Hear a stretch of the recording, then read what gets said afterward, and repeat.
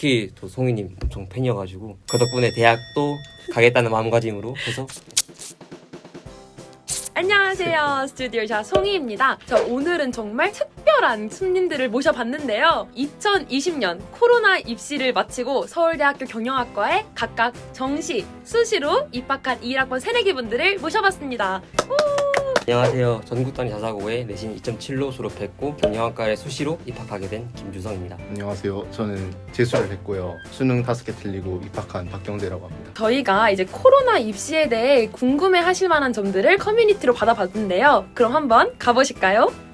자, 첫 번째 질문. 자, 작년 입시를 생각해보면 코로나가 공부에 조금 영향이 있었을 것 같은데 그게 좀 뭐 힘든 점이나 뭐 이런 게 좀 있었을까요? 저는 코로나로 인해서 공부 시간이 오히려 늘어났다는 것이 가장 큰 문제였던 것 같아요. 공부 시간이 늘어나면 좋은 거 아닌가요? 학교를 안 가니까 공부하는 계획이 있는데 그게 틀어지게 되고 오히려 남는 시간들이 늘어나다 보니까 새롭게 계획을 짜는 게 너무 힘들었어요. 그래서 어떻게 계획을 세워야 될지 막막했는데 새로운 마음을 잡아가지고 계획을 세우다 보니 점차 약간 익숙해졌던 것 같아요. 그럼 경대님은요? 저는 이제 재수하니까 학원에 다녔었는데 학원을 안 가게 되니까 원래 일정대로 따박따박 일어나서 공부를 하는 게 굉장히 힘들어졌어요. 제가 나태해지는 게 그리고 그걸 또 다잡아야 되는 게 되게 힘들었던 것 같아요. 그러면 뭐 의지를 다잡는 그런 또 비결이 좀 있었을까요? 비결이라기보다는 이런 마음가짐을 가지는 게 중요한 것 같아요. 어차피 이 수험 생활에 있어서 본인이 100% 만족할 수 있는 환경이란 건 있을 수 없으니까 최대한 좋게 생각하면서 의지를 다잡는 수밖에 없다고 생각해요. 그치, 이제 환경은 내가 어쩔 수 없잖아. 그러니까 내가 환경에 적응을 해야 된다. 그렇죠. 맞죠. 자, 그럼 다음 질문. 등교 증원을 하지 않았을 때 그 하루 일과랑 생활 패턴이 궁금하다는 분들 정말 많으셨는데요. 뭐 그런 하루 스케줄 이런 게 좀 어떻게 되셨나요? 저는 비록 등교를 하지 않더라도 공부 손실을 없애기 위해서 생활 패턴을 유지하면서 공부를 했는데요. 일단 아침에 8시에 일어나서 아침도 먹고 씻고 해서 9시부터 이제 학교처럼 공부를 시작했어요. 그래서 9시부터 11시 반까지 아침 공부를 하고 쉬다가 점심도 먹으면서 이제 2시부터 4시까지 낮 공부를 하는 식으로 학교에서 하는 것처럼 똑같이 활동했습니다. 그래서 저는 이제 보통 새벽 2시까지 공부를 했어가지고 하루에 한 보통 11시간, 2시간 정도 11시간, 12시간? 정도 공부를 했던 것 같아요. 학교에 가지 않고 집에서 이렇게 11시간, 12시간 공부하는 게 쉽지가 않거든요. 늘어지게 되니까 대단하신 것 같아요. 방학 때 했던 것처럼 이렇게 쭉 그냥 항상성 이런 거 유지하셨다 하셨는데 그래도 방학 때랑 좀 다른 점이 좀 있었다면? 1, 2월 달에는 학교 가기 전이니까 학교 가기 전에 예습 같은 거 혹은 그런 것들 위주로 공부를 했다면 코로나의 시국인 이때는 학교를 가는 것처럼 활동해야 되기 때문에 제가 부족했던 것들 혹은 학교에서 배워야 했던 것들을 스케줄에 맞춰 세우면서 공부했습니다. 거의 뭐 그냥 학교에 다니신 것 같은 그런 스케줄이었던 것 같아요. 그러면 경재님은 어떻게 하셨나요? 저는 이제 학원에 다니면서 열심히 공부할 때는 매일 아침에 6시 반에 일어나서 학원에 가면 이제 7시 반이니까 아침 7시 반부터 매일 밤 10시까지 열심히 공부했던 것 같아요. 거의 또 12시간 되는 거 아니에요? 근데 그거는 학원 다니면서 공부 열심히 했을 때 스케줄이고 학원을 쉴 때는 최소한의 양심을 챙기기 위한 스케줄로만 살았던 것 같아요. 양심 공부법인가요? 어느 하루 공부를 좀 못했다고 하더라도 너무 자책하거나 내 인생은 망했어 이렇게 하는 게 아니라 내일부터 남은 기간 동안 뭘 우선적으로 해야겠다 이런 식으로 계획을 세우는 게 중요한 것 같아요. 와, 진짜 약간 공부를 엄청 열심히 하시는 게 딱 느껴졌는데요. 그럼 주로 또 어디에서 그렇게 공부를 하셨나요? 저는 학원에서 주로 공부를 하다가 혼자서 공부했을 때는 스터디 카페를 주로 이용했습니다. 저는 집에서 주로 했습니다. 공부 플레이스를 각각 집이랑 스터디 카페로 정한 이유가 좀 있을까요? 저는 어릴 때부터 이제 집에서 공부하는 습관을 길렀어가지고 한 번도 독서실에 가본 적이 없습니다. 20년 동안. 근데 제가 알기로는 그 미미미누 줌 독서실 조금 애용하셨던 걸로 알고 있는데 줌으로 도시만 애용했고 네. 실제로는 가본 적이 없습니다. 줌만. 경재님은요? 제가 재수를 하니까 이제 학사에서 살았는데 학사는 책상 바로 옆에 이제 침대가 있으니까 조금 집중은 안 되잖아요. 어쩔 수 없이 찾다가 스터디 카페를 가게 됐는데 지금 생각해보면 자기가 공부하는데 엄청 방해가 된다고 생각하는 그런 요소가 없다면 사실 어느 장소든 별로 상관없는 것 같아요. 공부하는 장소보다는 그냥 어디든 상관없으니까 딱 눌러 앉아서 집중하는 게 좀 중요하다. 네, 그 다음은 바로 집에서 공부할 때 방해 요소가 무엇이었고 또 어떻게 해결하셨는지 이거 좀 궁금한데 혹시 또 이런 게 있을까요? TV나 폰 이런 거 엄청 좋아하고 전자기 좋아하는데 코로나 시국에 맞게 폰하고 이런 것들을 사회적 거리두기 한 거죠. 제가 공부를 방에서 하는데 거실에 제 폰과 전자기기를 놔두고 오는 거예요. 전자기기가 사회적 감정이 거리두기. 옹소시를 하는 거죠. 또 그런 말이 있잖아요. Out of sight, Out of out of mind. mind. 그쵸. 맞죠, 맞죠. Yes. yes, yes. 경제님은 또 어떠셨을까요? 저도 약간 심각성을 느끼고 대안책을 모색해봤던 것 같아요. 제 친구는 학사는 같이 살았었는데 또 다른 독서실에 다녔었거든요. 오, 네네. 그래서 이제 그 친구가 아침에 나갈 때 그 친구에게 제 폰이랑 지갑을 줘버리는 거예요. 그래서 아예 원인을 차단하는 거죠. 아, 그럼 친구는 이제 휴대폰이 2개가 되는 거네요. 그렇죠. 와. 친구의 희생으로 이루어진 공부였다. 고맙게 생각하고 있습니다.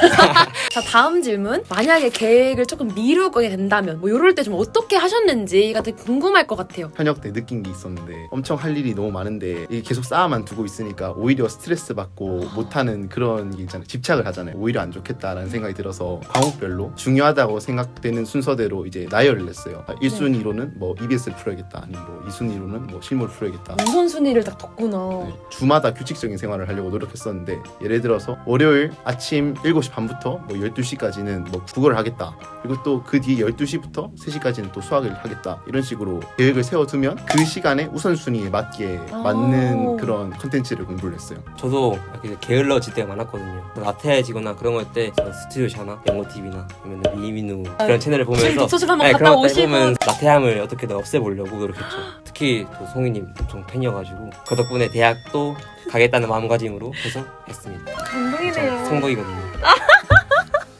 네, 이거는 저도 되게 궁금한 질문인데 혹시 두 분 코로나 블루 겪으셨나요? 저는 엄청 겪었는데요. 그래서 집에만 있고 공부는 해야 되는데 그쵸. 친구도 못 만나고 그때 한창 조금 우울했었습니다. 다 같이 공부할 때는 이게 힘든지 모르는데 또 나 혼자 이렇게 집에서 그쵸. 공부하면 또 힘들거든요. 저는 코로나 때문에 슬펐다기보다는 재수를 했잖아요. 매일 아침에 6시 반에 일어났는데 너무 화가 났어요. 화날만해요. 친구들은 이제 매일 술 마시고 그냥 늦게 자서 늦게 일어나는데 혼자 매일 6시 반에 일어나서 학원을 가려고 준비를 해야 된다 보니까 되게 화가 나고 슬펐었는데 오히려 코로나 때문에 친구들이 대학교 캠퍼스 생활을 완전히 누리지 못하니까 그 약간 상실감이 덜했던 것 같아요. 고생했다. 저는 아무 발언도 하지 않았습니다.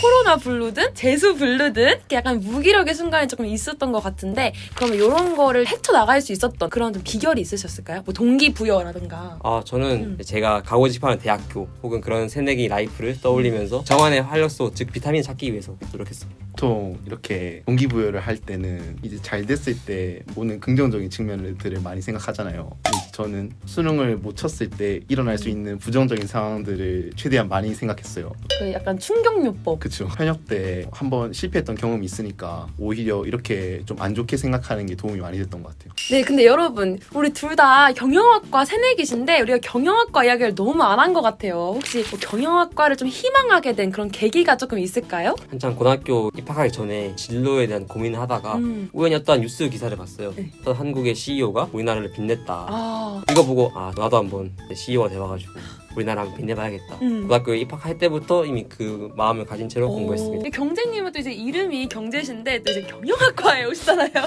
또 어떤 그 이유가 있을까요? 사실 제가 그렇게 경영학과를 처음부터 지망하진 않았어요. 그래서 정시다 보니까 성적 맞춰서 들어가자 이런 마인드였거든요. 네, 성적 맞춰 들어간다는 표현을 뭐 그럴 때 쓰는 건 아닐 텐데. 네, 보통. 성적표가 나오고 서울대식 변환 표준 점수 표가 나오고 나서 계산을 해봤는데 사실 어느 곳을 집어넣어도 될 만한 성적이라서 보통 사람들이 생각하기에 이제 서울대 경영이 가장 탑티어라고 생각하니까 점수 맞춰서 그렇다고 이제 설경에 대한 사랑이나 애정이나 그런 게 없다 이런 게 아니라 너무 사랑하고 회기반도 사랑하고 사랑이 진짜. 교육반도 사랑합니다.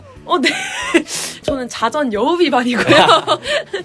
네, 지금까지 주성친구와 경제친구가 어떻게 코시국 입시를 치러서 서울대학 경영학과에 오게 되었는지 이야기를 들어봤는데요. 두 분 이렇게 스샤에 좀 출연한 그런 소감이 어떻게 되실까요? 일단은 되게 즐거웠고요. 서울대학교 경영학과에 온 신입생으로서 온 거니까 혹시나 실수 안 했는지 모르겠지만 일단은 그래도 제 스스로도 너무 대견스럽고 또 이렇게 초대해 주신 것도 감사하고 정말 즐거운 하루였습니다. 다 너무 잘 대해주시고 친절하게 대해주셔서 감사했던 것 같고 저도 이제 나이는 21살이지만 이제 같은 새내기로서 작년에 뺑이 쳤으니까 좀 이제 놀 때도 되지 않았나.